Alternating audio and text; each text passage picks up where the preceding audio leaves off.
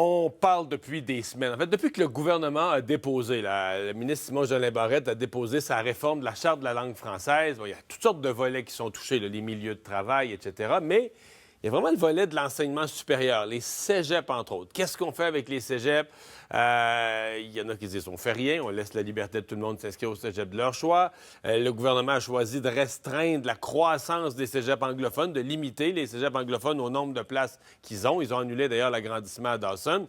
D'autres proposent que carrément on applique les principes de la loi 101. Si tes parents ne sont pas anglophones, tu es un francophone ou si tu es un allophone, tu vas au cégep en français, comme tu es obligé d'aller à l'école primaire et secondaire en français. Je vous présente des chiffres de Statistique Canada. C'est sorti avant hier, mais c'est comme si c'était un peu arrivé de nulle part. C'était pas prévu. Une étude très bien faite, mais qui amène de l'eau au moulin. On parle des diplômés, donc des études supérieures, qui utilisent l'anglais au travail selon la langue dans laquelle ils ont étudié. Alors, ceux qui ont étudié dans des établissements francophones, ça, c'est tout le monde confondu. Ceux qui ont étudié dans des établissements francophones travaillent en anglais à 4 travaillent principalement en anglais. Ceux qui ont étudié dans des établissements anglophones travaillent principalement en anglais dans 48 Alors là, on va détailler des chiffres plus tard, mais qu'ils soient francophones, qu'ils soient allophones, peu importe, le fait d'étudier, là, si on suit aux chiffres, le fait d'étudier en anglais aux études postsecondaires, ça multiplie, si vous le regardez ici, par plus de 10 fois la probabilité que vous avez travaillé en anglais. Puis là, vous pouvez vous faire une idée. Est-ce que travailler en anglais, ça veut dire vivre en anglais, regarder la TV en anglais, parler anglais tout le temps à la maison, au travail, des loisirs, au dépanneur? Bon, des discussions, vous allez dire, d'une maison à l'autre, c'est pas nécessairement pareil. Mais si vous travaillez en anglais, la probabilité est probablement plus grande que vous allez vivre en anglais. On va en parler tout de suite avec Frédéric Lacroix, essayiste, chercheur. Je pense que je ne l'insulterai pas en disant aussi militant là, pour cette question du français. Bonjour, M. Lacroix. Bonjour, M. Dumont.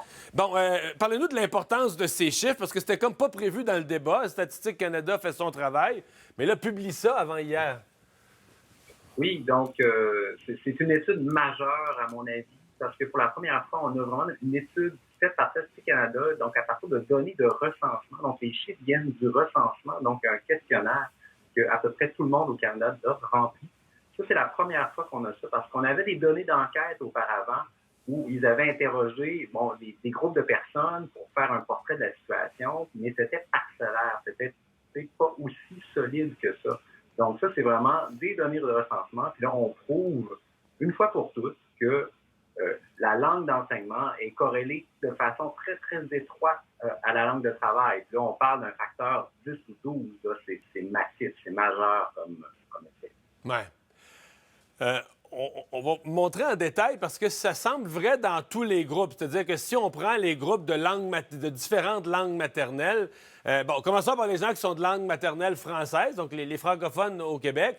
Bien, même chez les francophones, c'est moins, vous allez me dire, mais si on étudie dans un établissement anglophone, plutôt que 4, là, c'est 23 des chances qu'on va travailler en anglais. Oui, donc c'est un ratio de 6, donc c'est très significatif, là. Et ça contredit un peu. Souvent, il y a des parents francophones qui disent bien c'est un libre choix, on veut que nos enfants étudient en anglais, on veut qu'ils soient compétents, qu'ils soient bien bilingues, mais ils ne travailleront pas en anglais pour ça. C'est ce qu'on on entend ça souvent, là. Ce qu'on nous dit depuis longtemps, c'est que le cégep anglais, il faut donner le libre choix au cégep anglais parce que les gens vont apprendre l'anglais au cégep anglais, puis après, ils retournent en société, puis ils travaillent, ils font le reste de leur vie en français. Là, ce qu'on voit, c'est que c'est pas le cas pour une proportion importante de ces gens-là. Bien sûr, il y en a qui le font, là, qui vont au cégep anglais, puis après travaillent en français, mais il y a une proportion importante du bassin qui travaille en anglais. Donc, ce qu'on voit, c'est que le choix de s'inscrire au cégep anglais, c'est associé à une sortie comme de la vie en français au Québec. Donc, après ça, on s'inscrit à l'université en anglais, on travaille en anglais, et on sait que si on travaille en anglais, les probabilités de faire une substitution linguistique vers l'anglais éventuellement, pour ces enfants, sont élevés. Donc, ceux qui travaillent en anglais vont continuer à comprendre le français, mais leurs enfants, ça se peut qu'ils soient anglophones langue maternelle. Qu'est-ce que vous appelez une substitution linguistique? Est-ce que ce que j'appelais dans mes mots simples tout à l'heure, moi, vivre en anglais, là, ou? Oui, c'est-à-dire que si la langue du foyer devient l'anglais, par exemple, ça sera la langue transmise aux enfants. donc comme langue maternelle. Donc, c'est ça.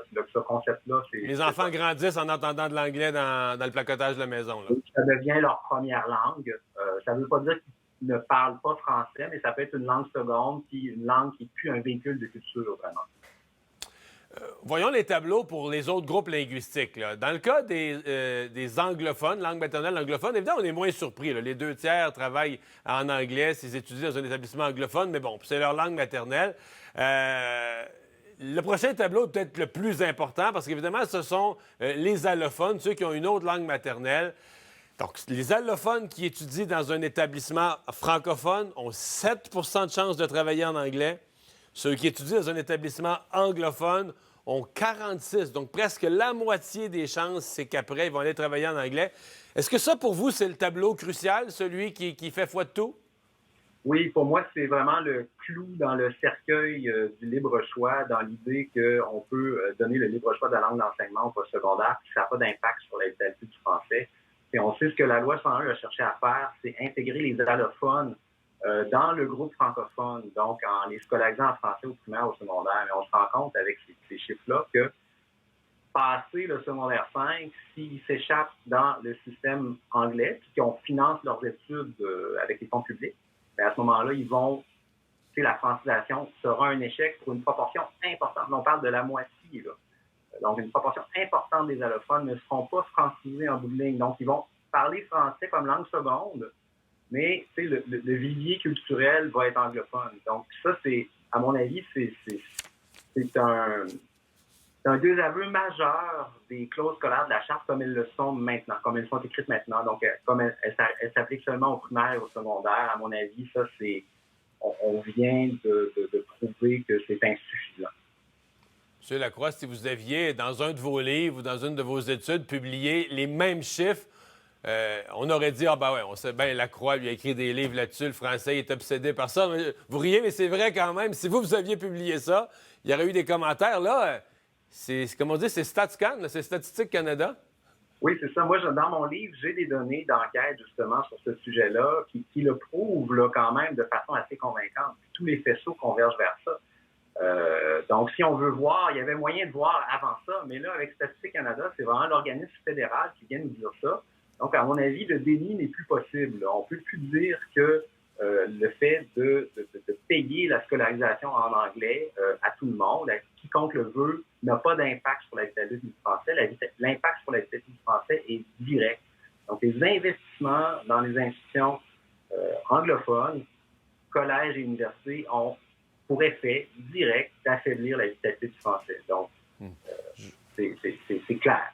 Je veux vous entendre sur la comparaison entre ce que fait le gouvernement et ce que d'autres ou ce que vous proposez. C'est-à-dire que le gouvernement dit on stoppe la croissance des cégeps anglophones, qui a été quand même phénoménale depuis quelques années.